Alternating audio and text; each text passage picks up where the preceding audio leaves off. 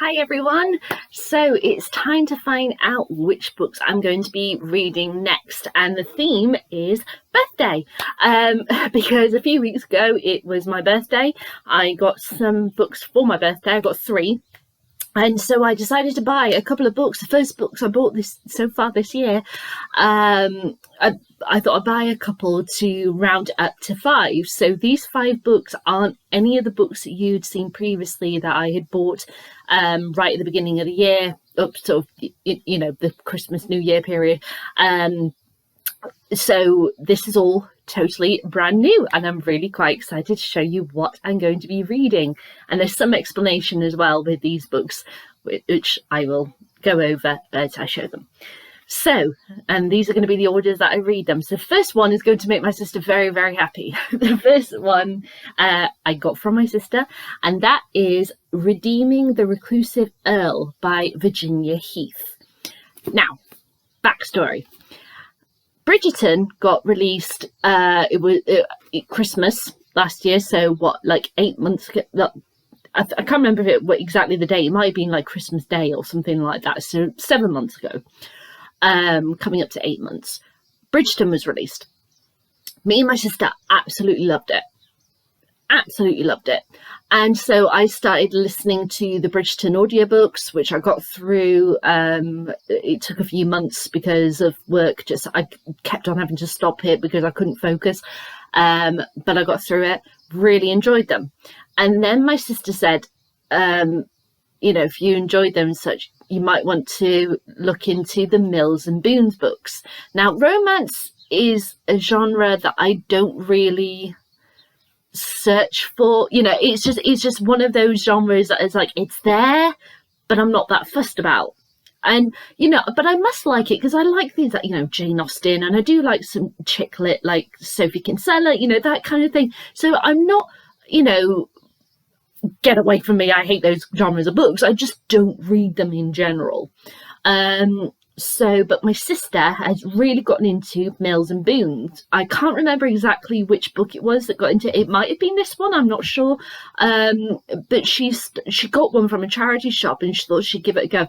Fell in love with it, loved the authors, and then she started buying more and more and more. And she's got quite a collection now, but she just actually really, really loves them. And she's saying how such great authors these people are who have written these books, who don't get the attention that they deserve. And because it's Mills and Boons, which is that kind of umbrella of being a company who just mass produces romance novels, they're kind of looked down on as being not good enough to be published in Puffin books, that kind of the wider, the bigger name publishers.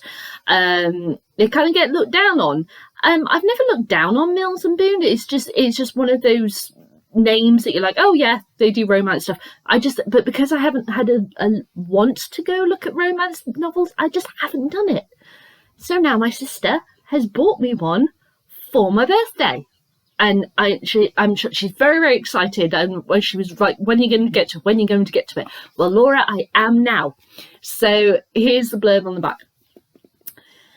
After losing all he holds dear in a horrific fire, Max Aldersley, Earl of Riverhall, shuns the world until he catches Effie Nithicott digging up holes on his estate. He banishes the intrepid archaeologist and unsettled feelings she arouses within him, but she returns, even more determined and infuriatingly desirable than before. He wonders just how deep she is prepared to dig, so far that she'll reach the man beneath the scars. His heart is a fortress, and she is trespassing. So yeah, Laura says that apparently I'm going to absolutely fall in love with our lead character, Max. That's all I know, apart from Laura just going, oh my god, I absolutely love this book, and getting our friend Sarah, hi Sarah, if you're watching, onto the Mills and Boons books as well. And she loves them, and so I'm the last one out of the 3 of us to read this. I'm going to see how I go, but I know the blurb on the back, and that's it. So let's see what happens. So that's the first one.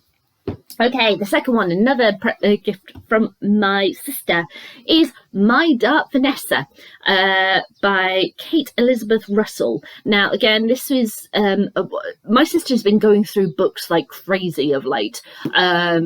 She's sort of having like targets each month and everything.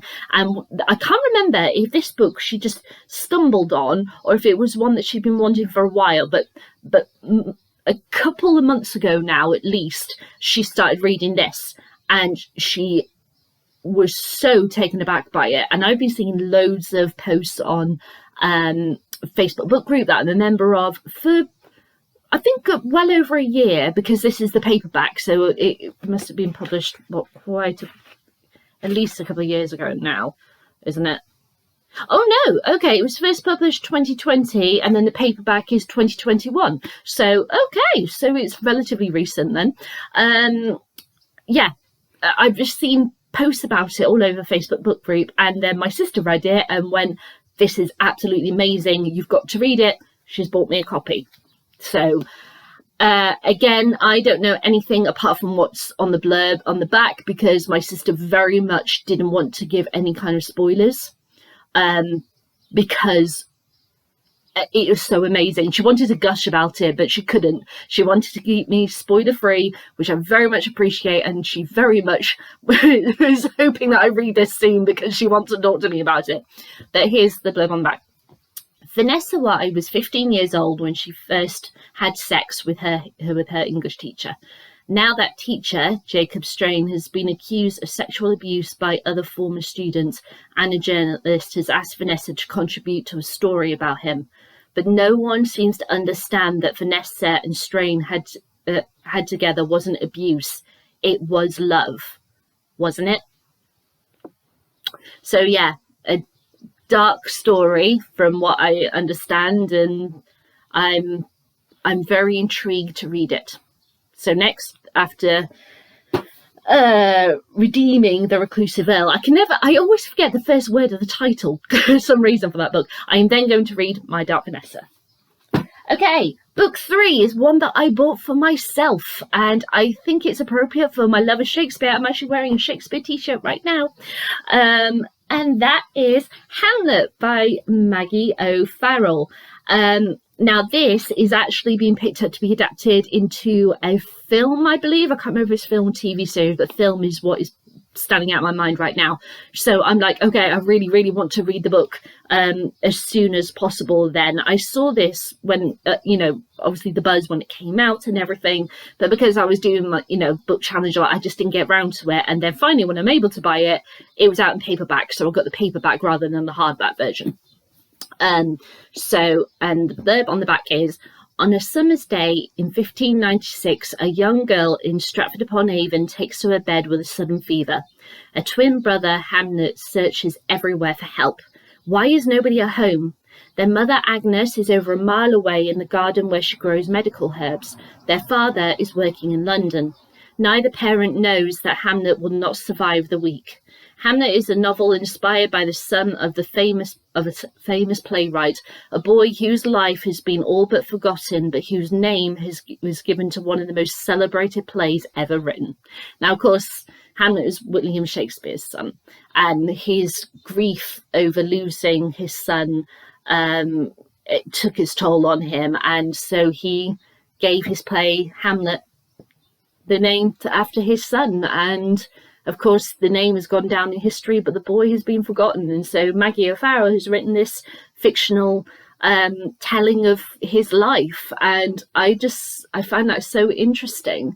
And it won the Women's Prize for Fiction 2020. So this kind of fits me because I love William Shakespeare and stuff, but I never got round to buying it in hardback. And then when I finally get round to buying it, it's in paperback. So I've got the paperback version. I love the cover. Love the cover. I'm really excited to read this. I have to say, I don't think I've read any of Maggie's works that I can think of off the top of my head.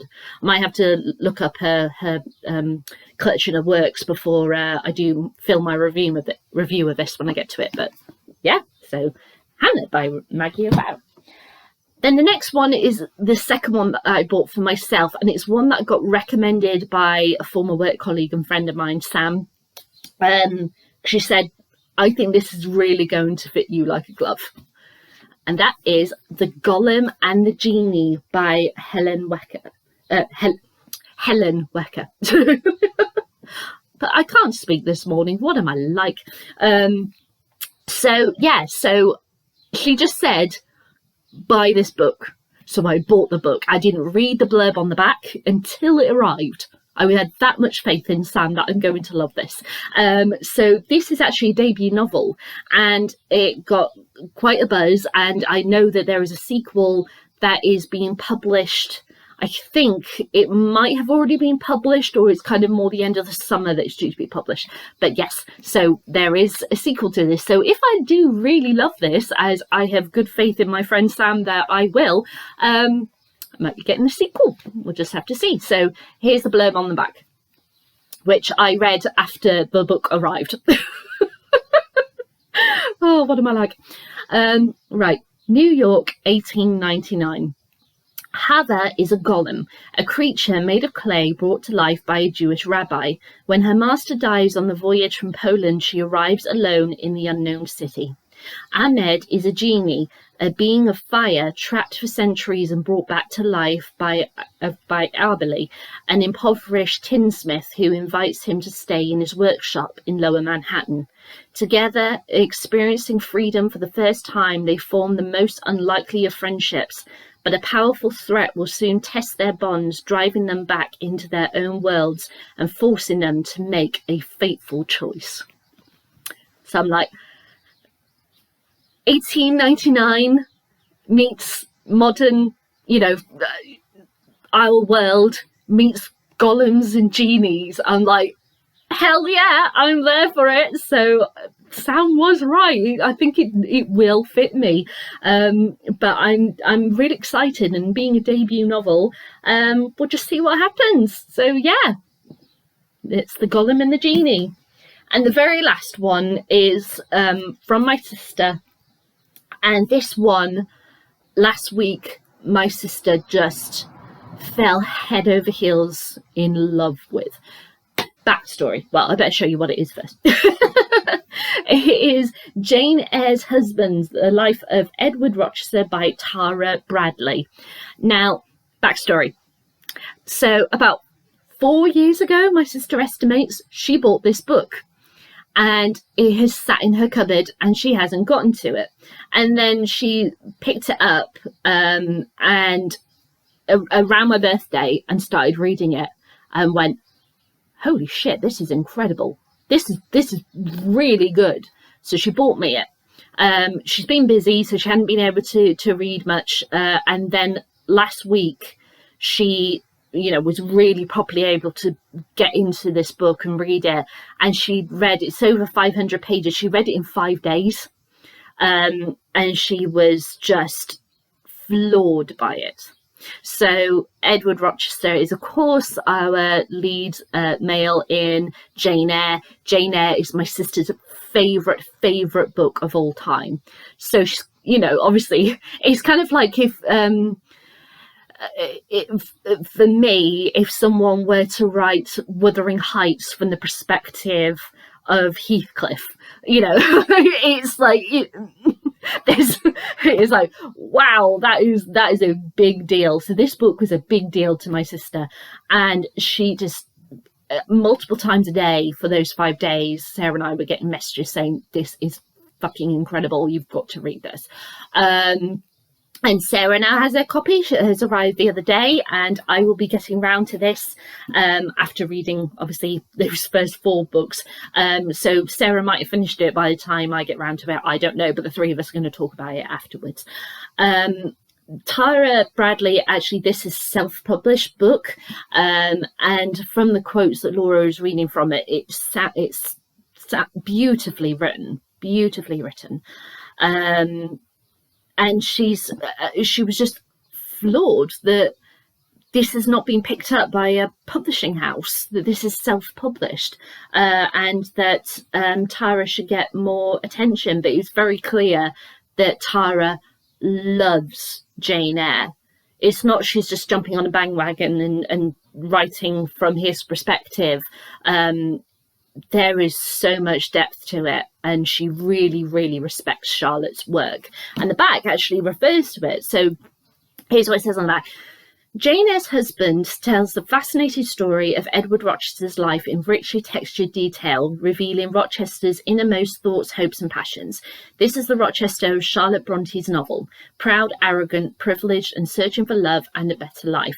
Beginning with his early years, then continuing to his time in Jamaica and his nightmarish first marriage, his desperate wanderings in Europe, his love for Jane Eyre and the tragedy that follows his attempts to marry her, his recovery from his injuries and his married life with Jane, this story will take you inside the secret workings of Rochester's mind.